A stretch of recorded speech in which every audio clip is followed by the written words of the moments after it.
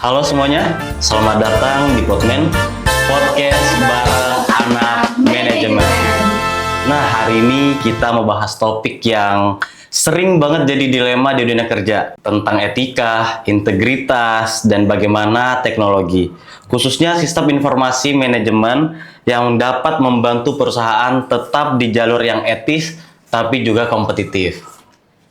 Dan yang bikin spesial, hari ini kita kedatangan tamu dari CV Lumada Maharani Mandiri, perusahaan yang dikenal inovatif tetapi tetap memiliki komitmen etika yang kuat. Bersama kita sudah hadir Bapak Roni Asmara selaku perwakilan dari CV Lumada Maharani Mandiri, perusahaan yang punya banyak pengalaman dalam membangun budaya kerja etis sekaligus mengelola sistem informasi perusahaan. Selamat pagi Pak Roni. Pagi adik-adik semua. Terima kasih banyak sudah menyempatkan untuk hadir ya Pak. Ya. Sebelum kita masuk ke pembahasan nih, boleh tidak sih Pak cerita sedikit tentang CV Lumada ini bergerak di bidang apa ya? Dan peran Bapak Roni di CV Lumada ini sebagai apa ya Pak? Oke, terima kasih. Jadi gini, saya ini hadir ke sini kan atas perintah dari Direktur Utama. Jadi kebetulan peran saya di CV Lumada itu sebagai Direktur Operasional, juga merangkap sebagai Direktur Keuangan di situ. Jadi perusahaan CV Lumada ini bergerak di bidang general kontraktor. Jadi semua pekerjaan yang menyangkut pekerjaan sipil, pekerjaan yang sifatnya itu suplai material, manpower, ya itu bidang perusahaan kami.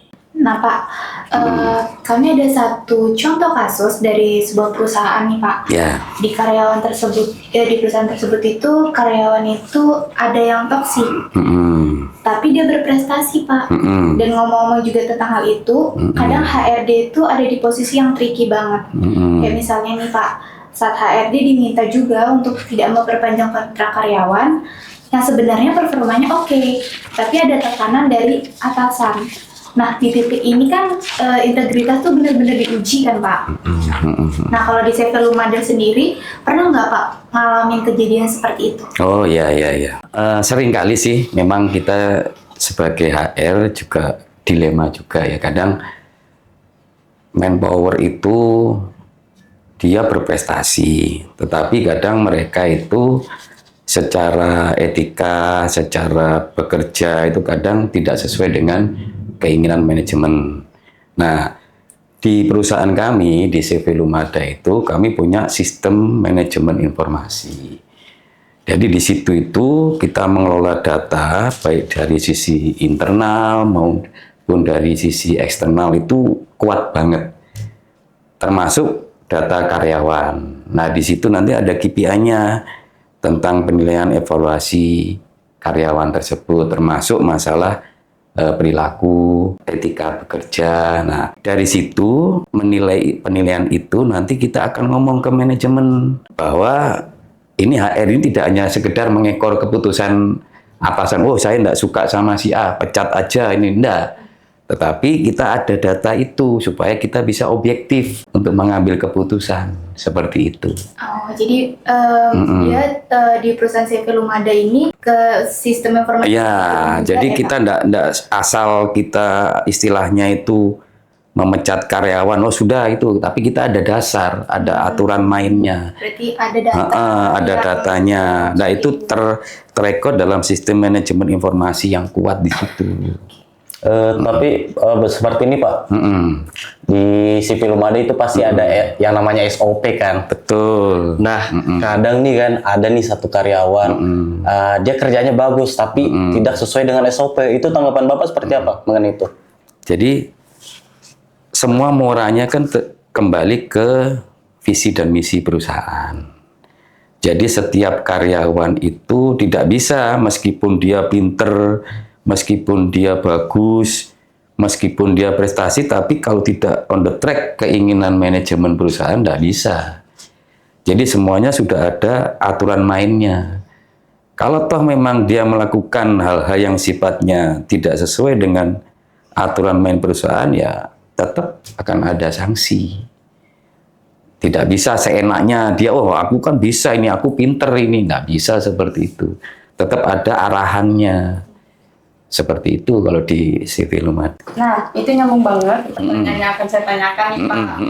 Saya penasaran kalau dari sisi strategis sejauh mana sih informasi dari sistem manajemen ini dipakai dalam pengambilan keputusan yang punya dampak ke publik. Kayak contohnya ada proyek besar yang secara finansial menguntungkan, tapi juga berdampak ke lingkungan Pak, kayak kebisingan alat beratnya atau bisa juga gangguan ke taman warga gitu nah Pak.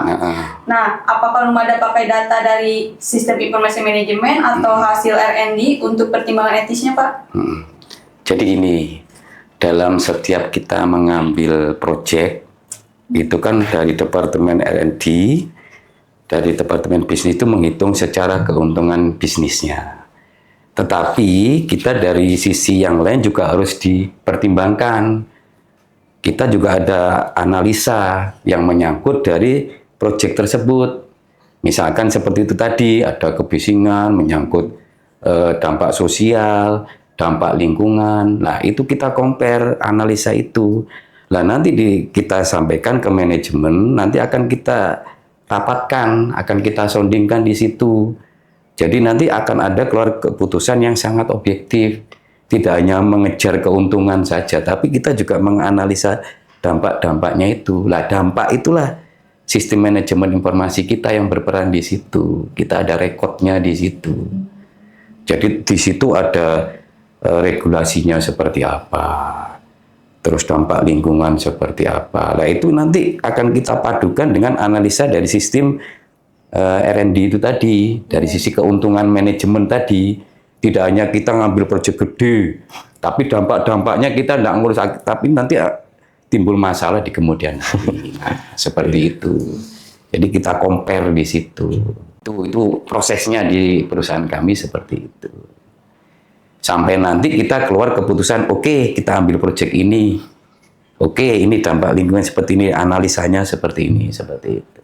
Iya, jadi sebelum bertindak pasti dianalisa dulu. Oh, ya pasti. Semuanya itu pasti akan kita rekod semua. Itu. Nah, pertanyaan yang selanjutnya nih ya Pak. Nah, kalau lagi ngejar target tinggi nih, pasti tekanannya pasti bakalan luar biasa banget nih.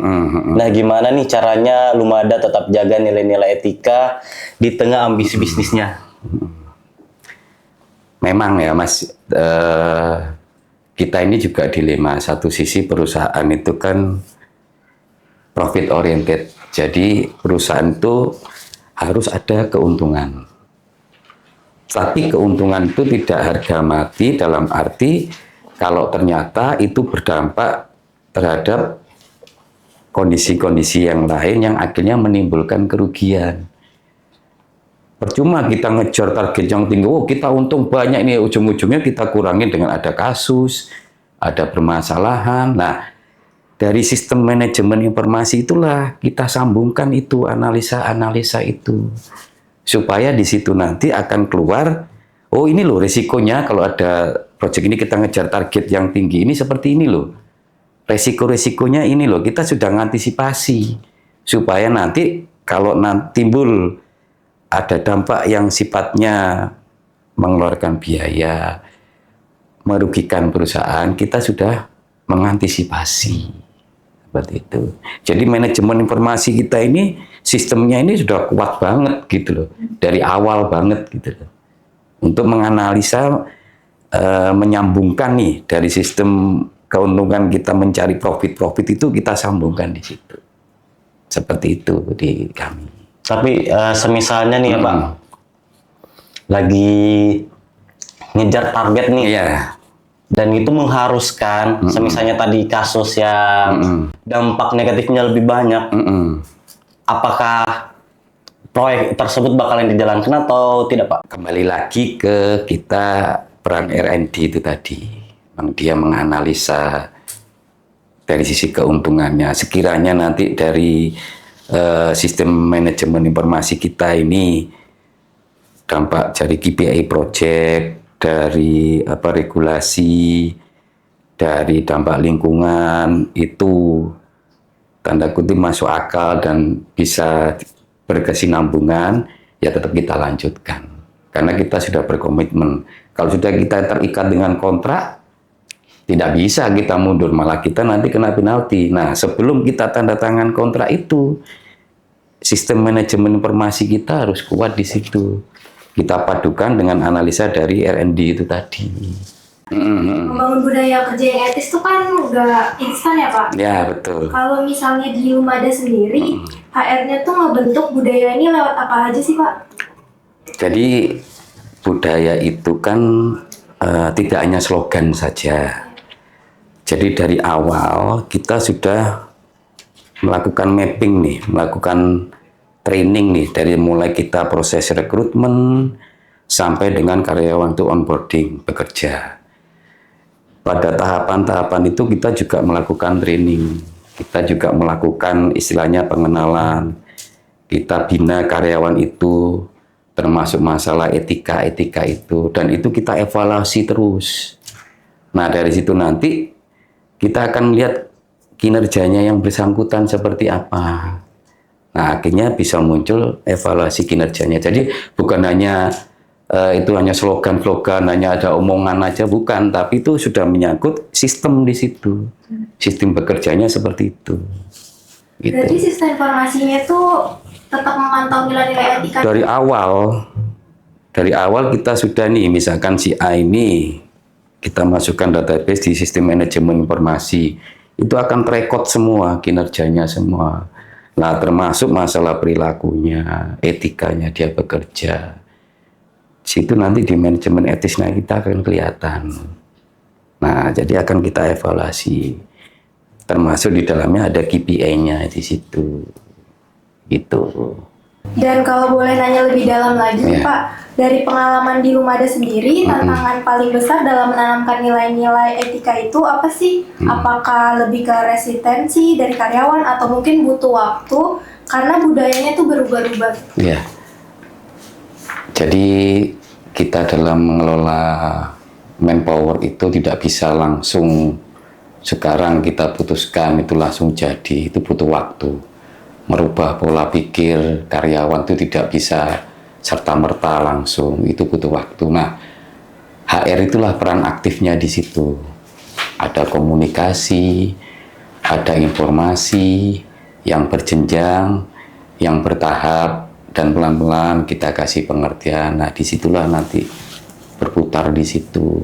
Nanti akan kita juga ada yang namanya role atau istilahnya itu contoh. Jadi bagi mereka-mereka yang kita buat contoh yang bagus, yang sesuai dengan keinginan manajemen, itulah kita praktekkan di situ. Tapi itu butuh waktu, butuh proses, dan itu harus kita laksanakan supaya sesuai dengan keinginan manajemen dan sesuai dengan manajemen etika itu tadi. Seperti itu langkahnya. Apakah nilai-nilai etika ini juga jadi bagian dari penilaian kinerja karyawan? Karena kadang kan kita lihat penilaian itu fokusnya cuma ke target ya Pak, atau ke hasil. Tapi sisi perilaku atau etika tuh nggak selalu kelihatan. Nah, kalau di Lumada sendiri tuh gimana sih ngadepin itunya?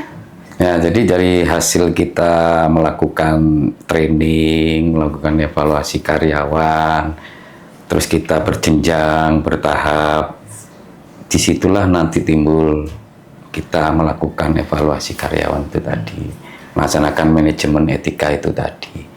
Jadi bertahap semua. Nah, itu ada rule contoh dari pimpinan yang tertinggi, masih guidance-nya, bagaimana langkah-langkahnya, seperti itu.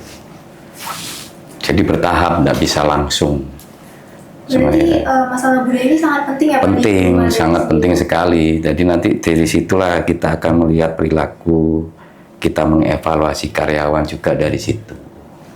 Itu secara tahunan dan berkala terus. Seperti itu. Hei Pak, gini nih, ngomong-ngomong soal training tadi nih, kan kadang ada anak baru yang belum punya pengalaman. Contohnya kayak misalnya dia fresh graduate kan. Nah, cuman yang pas training ini dia kayak nggak terlalu membantu dalam hal-hal besar. Jadi dia mulainya dari bawah betul. Tetapi ya mungkin saja yang anak baru ini bisa kerjain yang lebih besar juga Pak, kayak gitu lah. Jadi gini, untuk yang karyawan baru kita dalam proses rekrutmen itu kita ada yang namanya divisi manajemen training. Jadi manajemen training itu nanti yang kita akan plot, oh si A ini akan ke jenjang karyawan, akan mengerjakan seperti apa. Jadi tidak bisa untuk karyawan baru harus mengerjakan yang di luar kewenangan meskipun dia punya basic dasar. Kan tiap perusahaan itu kan berbeda-beda. Terutama yang untuk yang karyawan yang fresh graduate. Itu dia harus ada tahapan-tahapannya, memang tidak bisa dia langsung baru masuk, nol pengalaman, tidak tahu etika bekerja di situ langsung mengerjakan hal-hal yang sifatnya krusial, yang berpengaruh terhadap perusahaan, tidak boleh. Tetap ada jenjang lah. Di situ pun juga harus ada pendampingan, harus ada yang mentraining di situ, dan itu ada target, ada evaluasi. Misalkan yang bersangkutan ini selama 1 bulan pengenalan produk, misalkan selama 1 bulan itu dia dijejalin produk-produk itu terus supaya yang bersangkutan ini paham betul. Nah setelah produk itu dia menguasai, baru praktek produknya seperti apa, implementasinya seperti apa. Nah setelah itu kalau dia sudah menguasai, dilepas nih, tapi tetap dievaluasi selama mungkin 2 minggu atau 1 bulan. Nah nanti akan keluar nanti evaluasinya, apakah yang bersangkutan ini lanjut untuk jenjang yang lebih tinggi atau memang stop di situ, atau memang kita selesaikan karena dia tidak mampu. Seperti itu. Jadi kalau misalnya yang di training ini dia nggak dapat menyelesaikan apa yang ditugaskan buat dia, itu nanti kedepannya itu seperti apa, Pak? Itu tadi akan ada 3 kriteria itu, apakah dia bisa naik grade atau hanya untuk stagnan aja, atau memang kita selesaikan. Dari evaluasi itu akan ada penilaian di situ. Kalau dirasa memang yang bersangkutan ini tidak mampu, ya kita kasih solusi yang lain. Misalkan di job yang lain yang tingkat stresnya itu lebih rendah, mampu enggak? Kalau tetap tidak mampu, ya mohon maaf, kita ganti, kita selesaikan. Seperti itu. Untuk Lumada sendiri pernah terjadi kasus itu? Sering kali. Mungkin Bapak bisa cerita mungkin sedikit-sedikit. Jadi saya misalkan ngerekrut orang nih untuk jabatan misalkan IT misalkan. Ya. Nah, kan ada kriteria-kriterianya nih. Iya, betul. Nah, dia kan melampirkan nih, saya punya sertifikat ini, ya kan gitu. Ya. Nah, kita praktekin. Coba kamu kerjain ini yang sesuai dengan yang dia lampirkan di CV-nya, plus dengan yang di perusahaan kebutuhannya. Nah, dari situ kita evaluasi. Kalau ternyata yang bersangkutan ini memang bagus, kapabel, kan solusi istilah permasalahan di perusahaan kan terpecahkan nih. Tapi kalau tambah kacau, tambah misalkan komputernya, itu baikin tuh komputernya, laptopnya, ternyata tambah rusak, tambah terbakar. Nah, itu kan ada penilaian tuh. Iya. Nah, disitulah. Kalau memang dirasa tidak mampu, ya kita harus fair. Dan itu pun harus objektif, tidak semena-mena, ada dasar. Siap. Itu seringkali seperti itu. Tapi kalau dia yang bersangkutan bagus, seringkali kita adu dengan karyawan yang sudah eksis di perusahaan.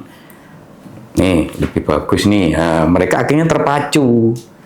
Nah, kalau sudah terpacu, mereka akan semangat bekerja nih supaya menunjukkan performa yang bagus terhadap perusahaan. Seperti itu. Kalau biasanya training itu berapa lama sih, Pak, itu? Training 3 bulan. 3 bulan. 3 bulan. Jadi kita kontrak selama 6 bulan. Jadi masa training itu 3 bulan, 3 bulannya kita evaluasi. Nah, dari 6 bulan itu terakhir kita evaluasi lanjut atau stop, kita training lagi, atau memang game over, kita selesaikan. Gitu. Siap. Tuh. Ya itu jawabannya. Apalagi? Mungkin ini agak ini ya Pak, tentang operasionalnya Pak. Sejauh mana sih CV Lumada ini membangun budaya perusahaan yang menjunjung tinggi etika dalam operasional sehari-harinya Pak?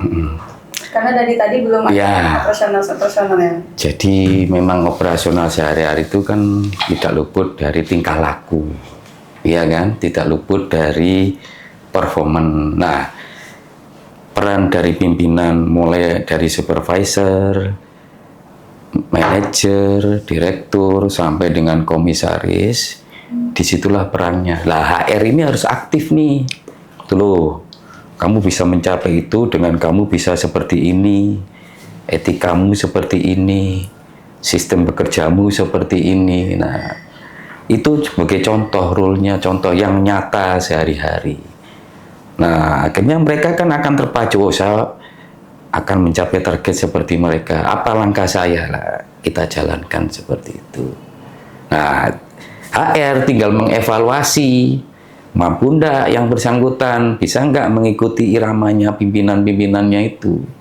Sama tingkah laku yang secara etika sebagai contoh pimpinan. Pimpinan pun juga wajib ngasih contoh yang bagus. Bukan seenaknya datang terlambat, ya kan? Asal datang marah-marah. Kan seringkali seperti itu. Tapi tidak ada ngasih solusi. Begitu ada problem, nyalahkan anak buahnya. Oh, kamu goblok, kamu nggak ngerti. Padahal nggak dikasih tahu, mana tahu. Padahal ada masalah, harusnya dia, oh ini loh kasus ini, oh kenapa ini kok timbul kasus ini, oh ada kesalahan di mana, cari solusi. Bukan hanya menyalahkan saja. Selama ini kan kadang, wah tinggal nyalahin. Tapi tidak ada solusinya, akhirnya perusahaan yang dirugikan. Nah itu semua ada evaluasinya. Nah di kita ada itu, ada KPI-nya masing-masing, termasuk pimpinan pun ada. Kalau dia tidak mampu, tidak bisa istilahnya itu mencapai target KPI-nya dia, bisa downgrade, bisa turun grade, bisa diganti yang di bawahnya. Nah, ini kita masuk ke proses pengambilan keputusan ya Pak? Ya. Nah, kalau di perusahaan CV Lumada Maharani ini, kalau mengambil keputusan berbasis data, itu gimana perusahaan memastikan bahwa algoritma atau sistem yang digunakan tidak menghasilkan bias yang merugikan kelompok tertentu? Apakah ada evaluasi etis terhadap algoritma atau kebijakan teknologi informasi yang diterapkan di Lumada? Jadi kalau menyangkut data, sistem algoritma dan sebagainya, di departemen kita kan ada yang namanya IT. Jadi IT itu akan merekap data mulai dari awal sampai dengan yang terakhir yang dibutuhkan. Nah, dari data itu harus objektif dan transparan. Tidak asal kita ngambil data yang segala macam kita masukin, enggak. Nah, setelah data itu kita olah, dari departemen masing-masing akan mengevaluasi data itu. Supaya nanti dalam mengambil keputusan, secara etika, secara bisnis, secara yang lain-lain itu sesuai dan transparan. Tidak asal ngambil keputusan. Dasar utamanya, salah satunya dari data IT itu tadi. Itu harus lengkap itu. Dari sistem manajemennya, dari sistem komputeris lah istilahnya ya kan, semuanya itu harus transparan. Tapi transparan yang beretika, yang bagaimana ya, yang sesuai dengan aturan main di perusahaan, seperti itu. Tapi Pak, dalam implementasi strategi bisnisnya nih, bagaimana Lumada itu sendiri dapat menggunakan sistem informasi manajemen untuk memantau dan mengelola data pelanggan serta informasi rahasia perusahaan dengan cara yang etis dan transparan gitu Pak? Jadi ini kita kan juga dilema. Satu sisi perusahaan itu kan dituntut mencapai target secara bisnis dan keuntungan. Yang jadi permasalahan kan dalam kita mengelola data, terutama pelanggan, yang menyangkut informasi yang terkait masalah data pribadi, itu kan tidak bisa asal kita share. Iya. Kita harus konfirmasi. Satu sisi kita dituntut, kita harus cepat nih. Kalau enggak ini kita rugi nih. Tapi satu sisi, dari sisi pelanggan, oh ini data pribadi saya, enggak bisa saya. Wah ini saya tuntut kalian, kan seperti itu. Nah, otomatis kita harus membuat data itu yang bisa kita pilah-pilah. Mana yang ini data yang menyangkut kebutuhan perusahaan, mana datanya yang sifatnya ini pribadi, yang berhubungan dengan pelanggan, yang sekiranya bisa kita bernegosiasi di situ. Jadi tidak asal kita nge-share tanpa seizin. Memang itu seringkali dilema. seringkali benturan. Karena ada customer atau pelanggan yang tidak mau nih datanya dipakai asal-asal atau malah dikomersilkan, malah mereka itu diperjualkan, berani berapa kamu pakai data saya? Ujung-ujungnya perusahaan yang waduh kena biaya lagi kan begitu, padahal sebenarnya sepele gitu loh, tapi karena itu memang haknya mereka ya kita tidak bisa apa-apa. Tapi kalau dari awal kita simpan data yang transparan dan kita informasikan ke pelanggan itu untuk mengurangi, bukan menghilangkan ya, mengurangi supaya apa? Hal-hal yang tidak kita inginkan itu bisa kita minimalisir lah, bisa kita kurangi, tidak dihilangkan. Karena pasti namanya orang kan banyak pemikiran masing-masing. Kalian ini aja otaknya beda-beda pemikirannya pasti ya kan. Maunya ini, maunya ini, maunya ini, maunya nggak ketemu. Sama pelanggan kita juga kompleks karena banyak orang kan, banyak lapisan orang kan. Akhirnya kan kita harus bisa nih secara data informasi kita simpan yang benar, itu aja. Tapi ngomong-ngomong soal pelanggan ya, perusahaan pasti membutuhkan citra atau reputasi yang sangat baik. Betul. Itu sebagai perusahaan yang bertanggung jawab dan peduli terhadap lingkungan, apa saja yang dilakukan Lumada buat mempertahankan citra mungkin, buat mempertahankan reputasi yang baik? Setiap perusahaan itu kan pasti ada sistem SOP-nya ya, ada caranya dalam kita itu mengelola pelanggan, bagaimana kita merawat pelanggan supaya pelanggan ini tetap dengan kita. Itu ada aturannya, ada tahapan-tahapannya. Jadi kita tidak bisa melanggar dari sistem itu. Jadi ada SOP-nya, bagaimana supaya pelanggan ini tetap dengan kita, bagaimana supaya pelanggan ini jangan sampai ada komplain. Itu ada SOP-nya semua. Jadi tidak secara garis besar seperti itu, kita tidak boleh melanggar dari SOP itu. Kalau toh ternyata itu terjadi dan di luar SOP, ya kita harus menganalisa lagi. Kita harus mencari solusi, juga mencari kesalahannya supaya next ke depannya itu tidak terjadi. Dan itu pernah kita sering kali ternyata di luar SOP nih, ya kan? Waduh, ini gimana nih solusinya nih? Wah, ini kalau ini perusahaan rugi ya. Kita harus kumpul bareng semua departemen, semua divisi. Ini ada kendala ini dan di luar yang ada ya kita cari solusinya. Dan harus cepat. Karena kalau kita lambat, ini jadi blunder, jadi bola yang panas, jadi bumerang, nah kita yang rugi.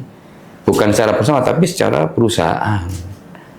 Nanti berimbas kemana-mana. Karena customer itu kadang kan, jangan ke situ, perusahaan itu, jangan pakai perusahaan itu. Tidak bagus itu pelayanannya. Nah, karena kita ini kan jual jasa. Iya. Kita kan harus, ya pelayanan lah, melayani lah terhadap pelanggan. Seperti itu.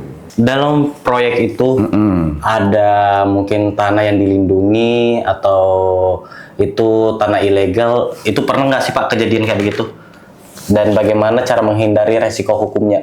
Jadi kita sebelum agreement, sebelum kita tanda tangan kontrak atau berkontrak, seperti yang tadi saya bilang dari Departemen R&D, Research and Development itu, mereka kan menganalisa secara keuntungan. Iya. Nah, sistem manajemen informasi kita lah yang akan mencari kondisi-kondisi yang di luar itu. Ya, salah satunya itu legalitas. Nah, regulasinya.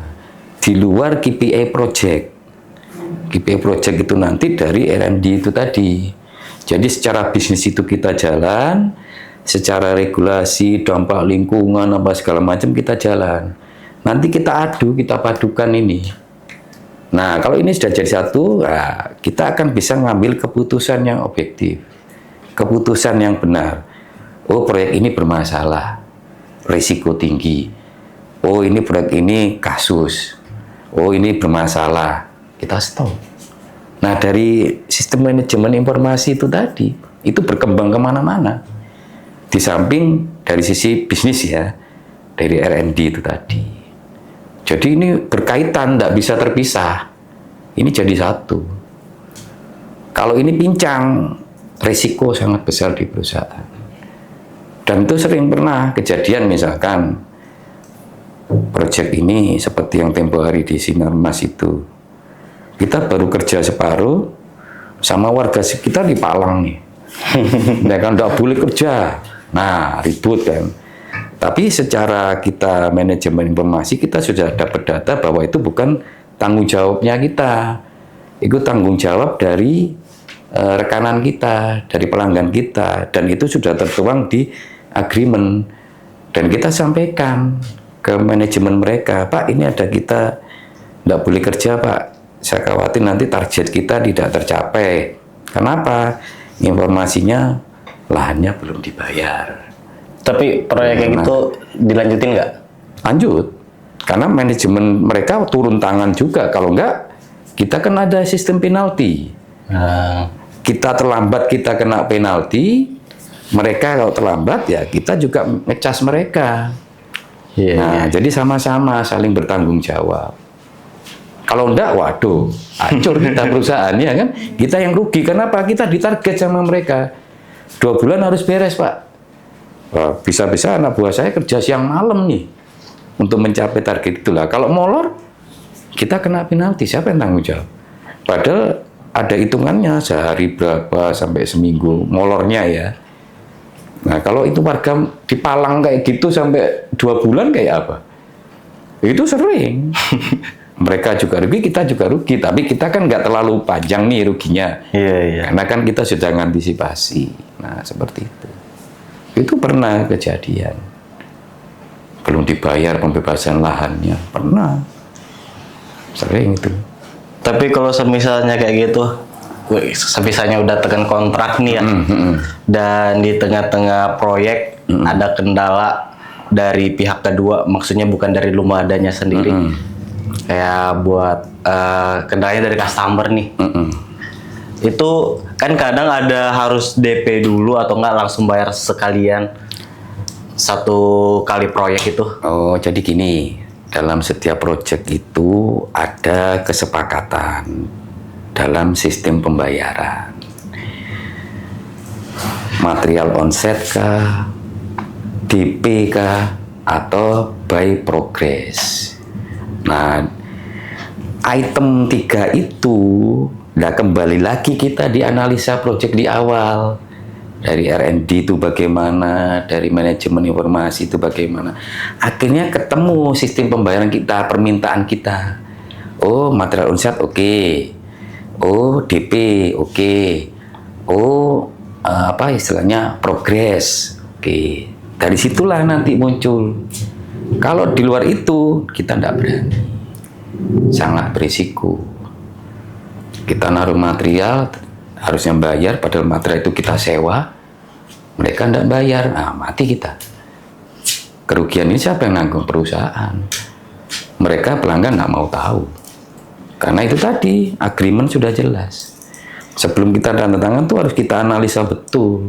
Lah R&D itulah secara bisnisnya itu yang menyangkut KPI project. Nah disitulah dia akan cek itu secara bisnis ya. Dampaknya lah dari sistem manajemen informasi itu. Makanya ini berkaitan semua. Sampai diputuskan, oke kita ikut proyek itu. Oke kita kerjakan. Sistem bayarnya seperti ini. Kita ngomong ke pelanggan. Seperti itu.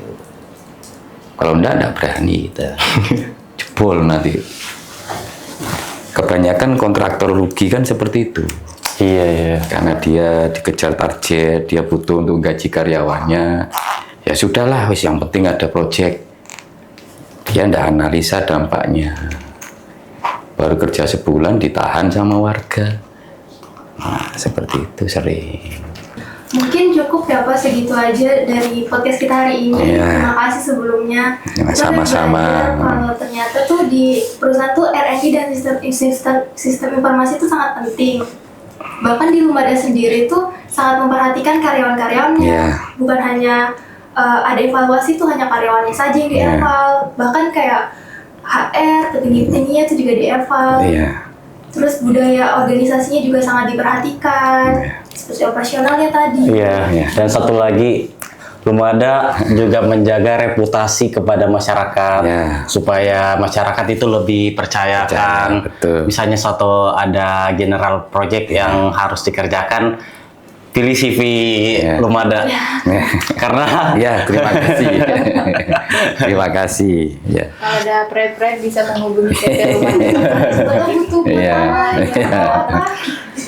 jadi Langsung. siapa tahu di antara penonton-penonton yang ada ingin membuat taman mungkin di depan rumahnya mungkin. Oh ya, Lumada juga bikin ini ya Pak. Kayak taman kecil buat Iya, di bisa. perumahan mungkin Iya, depan bisa. rumah. Ya. Nggak selalu pakai kedai Nggak, dong. kita juga Pas anak banget gitu. tuh. Iya. Nanti kalau saya punya uang juga bakalan bikin. Ya, jadi mungkin cukup sekian dari podcast kami pada hari ini. Dan jangan lupa ya untuk like, comment, share, and subscribe. Bye bye. Eh.